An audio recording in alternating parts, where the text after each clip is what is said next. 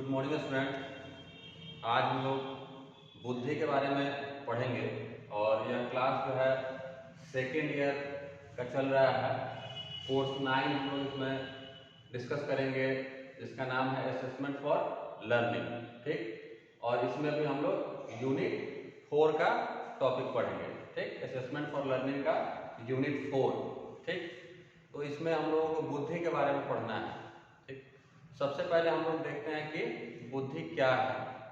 साधारणतः बोलचाल की भाषा में बुद्धि का प्रयोग हमारे ऑब्जर्वेशन पे पड़ता है। ऑब्जर्वेशन जो हम करते हैं उसी को बुद्धि के रूप में परिभाषित किया जाता है।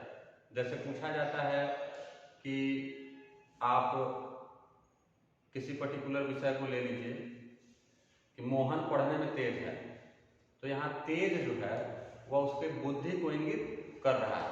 सोहन पढ़ने में कमजोर है, तो यह सोहन के बुद्धि को भी इंगित कर रहा है, बता रहा है कि सोहन का जो है बुद्धि कैसा है, उसकी बुद्धि लब्धि कैसी है।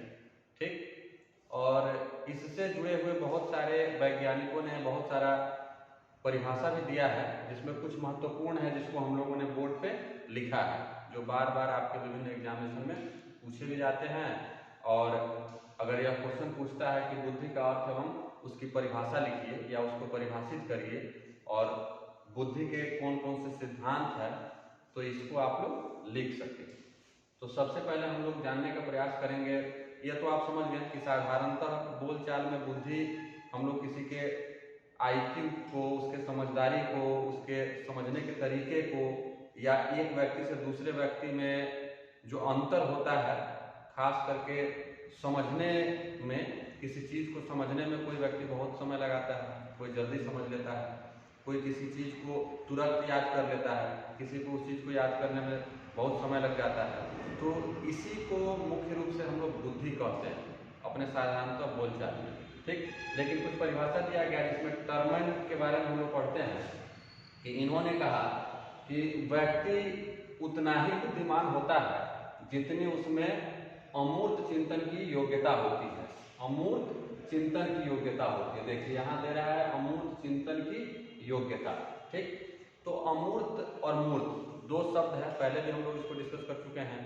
मूर्त मतलब जो विजिबल हो, ठीक, जो कंक्रीट हो, ठीक, सॉलिड हो, जिसको हम लोग देख सकते हैं, ठीक, छू सकते हैं, उसको हम लोग मूर्त कहते हैं। आप लोग इसका अर्थ मूर्ति से लगा सकते हैं। ठीक, उसको मूर्त कहा जाता है।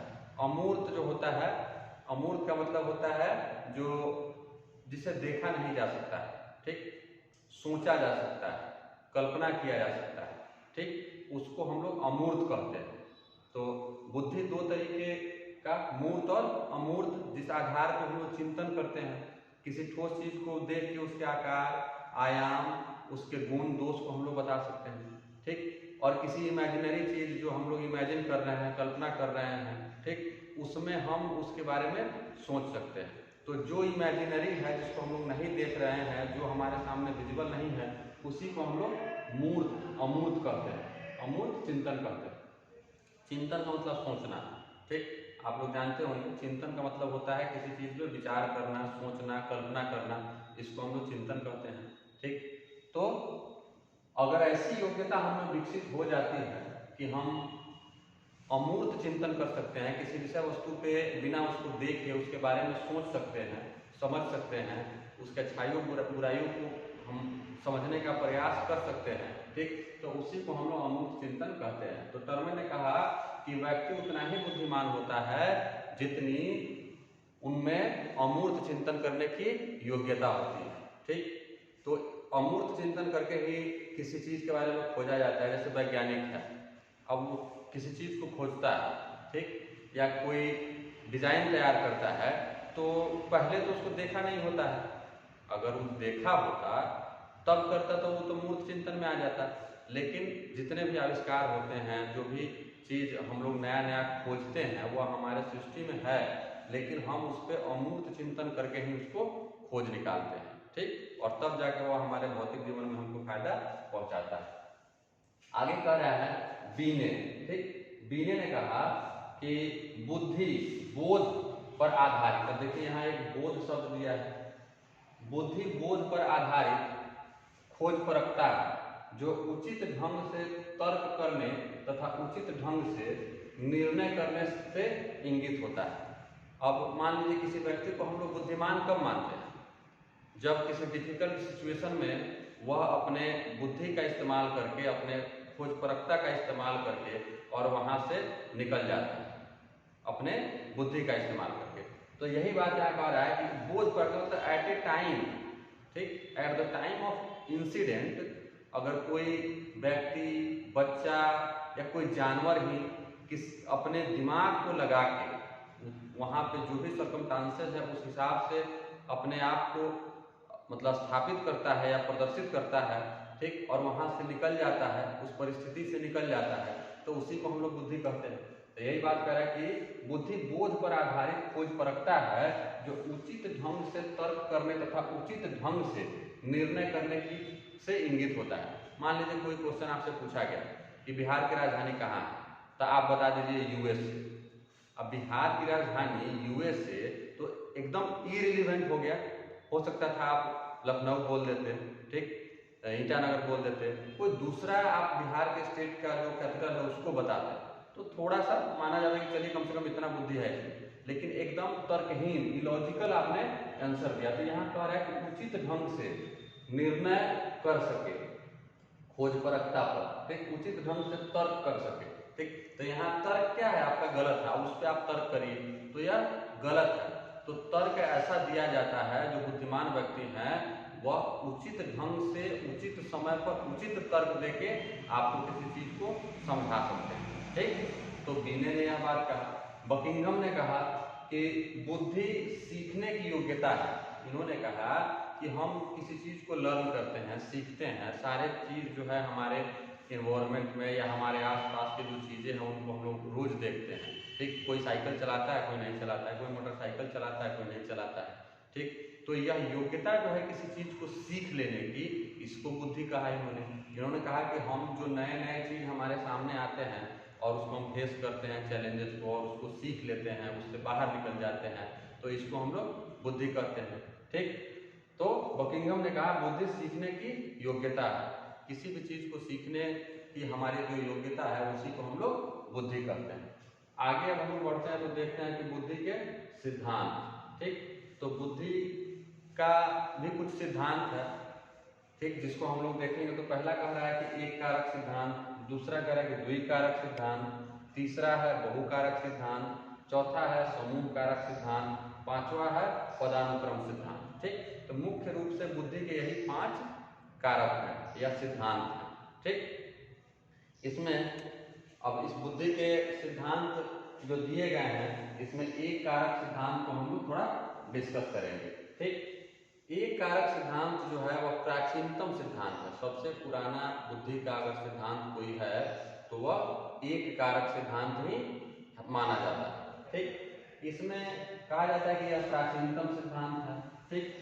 35 वर्षों तक बुद्धि मापन के लिए प्रचलित रहा। यह जो एक कारक सिद्धांत है बुद्धि का, इन 5 कारकों में, उसमें एक कारक सिद्धांत जो है लगभग जब से इसको खोजा गया उस समय से 35 साल तक इसका कंटिन्यूअसली यूज किया गया और इसी को बुद्धि का सिद्धांत माना जाता रहा, एक कारक सिद्धांत। उसके बाद जो है और जो है द्विकारक सिद्धांत या बहुकारक सिद्धांत या उसके बाद है। उसके बाद कह रहा है कि बुद्धि एक अविभाज्य इकाई है, तो बुद्धि को आप बांट नहीं सकते हैं।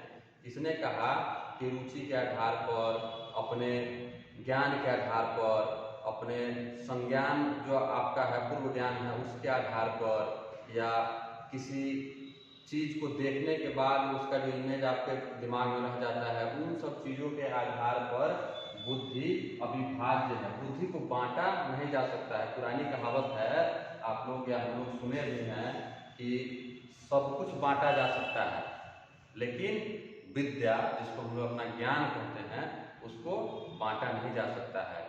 आपके माता पिता भाई बहन जो है आपसे सब कुछ छीन सकते हैं, सब कुछ ले सकते हैं, यहाँ तक कि चोर जो है आपका सब कुछ चुरा सकता है, लेकिन आपकी योग्यता, आपकी बुद्धि को वह नहीं चुरा सकता है, न खरीद सकता है, ठीक। तो इसलिए कहा गया बुद्धि एक अविभाज्य इकाई है, इसको बांटा नहीं जा सकता है, इसको विभाजित नहीं किया जा सकता है। आगे कह रहा है कि बुद्धि से सभी मानसिक क्रियाएं नियंत्रित होती है। ठीक, तो यह एकदम स्वाभाविक बात है कि हमारी जितनी भी मानसिक क्रियाएं हैं जो हम करते हैं वह हमारे बुद्धि से ही नियंत्रित होता है। नहीं तो अगर हमारा बुद्धि नहीं रहे, जैसे हम लोग विक्षिप्त व्यक्ति को देखते हैं जिसको हम लोग कहते हैं कि यह दिमागी रूप से अस्वस्थ है, तो उसका अपने कामों पे उसके बुद्धि का नियंत्रण नहीं होता है, जिसके कारण वह कोई उटपटांग जो है हरकत करते रहता है। क्यों? क्योंकि उसके शरीर पे या उसके द्वारा जो की जाने वाली क्रियाएं हैं उस पे उसके बुद्धि का कंट्रोल नहीं होता है। ठीक, तो एक कारक सिद्धांत में कहा गया कि हमारी जितनी भी एक्टिविटी है, हमारा जितना भी क्रिया है, उस सबको नियंत्रित कौन करता है? बुद्धि करता है। ठीक, और यह किसमें कहा गया? यह बात कहा गया बुद्धि के एक कारक सिद्धांत में कि बुद्धि से ही सभी मानसिक क्रियाएं जो है वह नियंत्रित होती है। ठीक, तो यह बुद्धि का एक कारक सिद्धांत है जिसके 4 मुख्य रूप से गुण थे, विशेषता थी इसकी। ठीक, और यही उसका फिगर है। बुद्धि के एक कारक सिद्धांत में मतलब कोई दूसरा इसमें पार्टीशन नहीं है, सब कुछ जो है एक ही चीज से नियंत्रित किया जा रहा है। ठीक, और वह बुद्धि से। तो एक बार हम लोग जो है वह तेजी से इस सारी चीजों को देख लेंगे। ठीक, हम लोग आज पढ़ रहे हैं बुद्धि का अर्थ एवं परिभाषा। टर्मन ने कहा व्यक्ति उतना ही बुद्धिमान होता है जितने उसमें अमूर्त चिंतन करने की योग्यता होती है।